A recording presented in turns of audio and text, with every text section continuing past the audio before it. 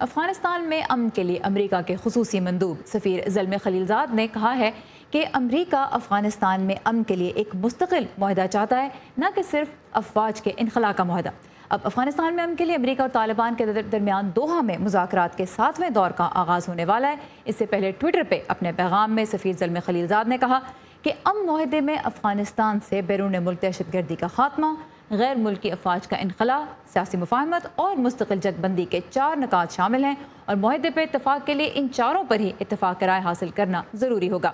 افغانستان کے کچھ سیاسی حلقوں میں یہ سوال بھی اٹھایا جا رہا ہے کہ مذاکرات کے 6 ادوار جو اب تک ہو چکے ہیں ان میں کیا حاصل ہوا؟ تو افغان طالبان نے ایک ٹویٹ میں کہا ہے کہ مذاکرات میں امریکہ نے تمام افواج کے انخلاء اور افغانستان کے اندرونی امور میں دخل اندازی نہ کرنے پہ اتفاق کیا ہے۔